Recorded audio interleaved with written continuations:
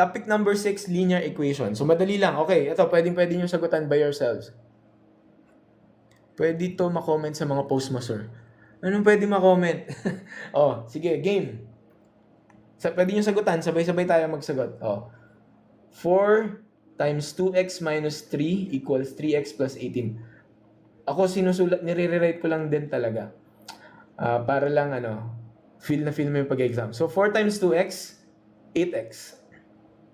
4 times negative 3, negative 12. Ito, very easy lang 3x plus 18. Okay? Lipat sa kabilang side, lahat ng may x. Yung mga x dyan, magsama-sama kayo sa kaliwa. So, yan. 8x minus 3x, lahat ng mga x, equals 18. Itong negative 12, lipat ko dito, meron akong plus 12. So, meron akong 8x minus 3x is 5x. 18 plus 12 is 30. Divide both sides by 5. X value is 6. 30. Oh, may 1 point na. Good job. Oh. 6 nga ni. Sir, ba't ganyan gupit mo? Inaano ba kita, Waki Popost ba sa YouTube? Yes. Plus points ako. Nauna ako. Ayan. Trade. Merong plus points. 1 over 18. May nagawa na rin akong tama. Ayun. Sir, pwede kang mag-upload ng different question tapos solve namin. Pwede naman. Pwede lang naman yung tanong mo, di ba? Pwede. Okay, next. Determine the value of x that satisfies 2x minus 5 over 3, x plus 7 over 2. Oh, medyo simple problem lang din to. Pero kumbaga just treat it as an exercise, di ba? So 2x minus 5 over 3. So solvein kayo dapat may papel kayong katabi tsaka notebook. Papel tsaka ballpen or lapis. And better wala kayong calculator kasi nga bawal ang calculus sa exam. Pag nasagot rin ba ako, sir, dapat ganyan. Grabe naman. Sir, give us time mag-solve. Then maya ka na. O sige, i-exit ko na yung live. Yung nagpapahinga ka at nagtitiktok pero hinahabol ka pa rin ng math. 17, ayan may nagsagot. 17 or 11. Anong gagawin natin dito? Cross-multiply lang natin. Pero be careful with pag multiply 2 times 2x minus 5 equals, ito naman, 3 times x plus 7. Saan common nagkakamali yung mga students? Kapag walang parenthesis. Ang ginagawa nyo, 2 times 2x lang, 4x minus 5 kagad. Mali na. Kapag nagmumultiply, ilalahat nyo. Laging merong parenthesis. Huwag kayong tatawaring maglagay ng parenthesis. May ink naman yung ballpen nyo, di ba? Lagyan nyo ng ink, lagyan ng parenthesis. Ngayon, isa-isayin nyo to. 2 times 2x, 4x.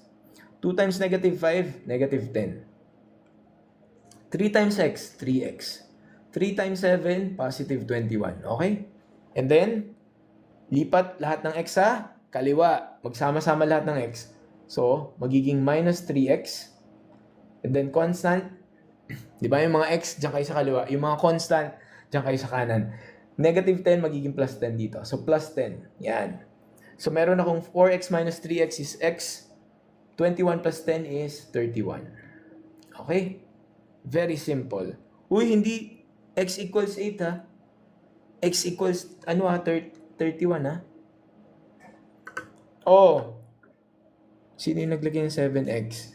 Mary Vien. Hindi dapat 7x Dapat magiging 4x minus 3x kasi kapag nililipat mo sa kabila, nababago ang sign, di ba? So far, pinakamadali talaga ang linear equation. Dapat kapag linear equation, kayang-kaya nyo ng sagutan yan. Takot na upcut sa akin, sir. Upcut ka lang. Ganyan. Upcut ka lang. Umabot ba ng 3 digits? Anong 3 digits? Kakasimula pa lang, mga nakatatlong problems na tayo. Pang-apat na to. Trigo. Trigo. Matagal-tagal pa yan. Live number 2 na tayo. Live number 10. Mga live number 10 ako magta-trigo.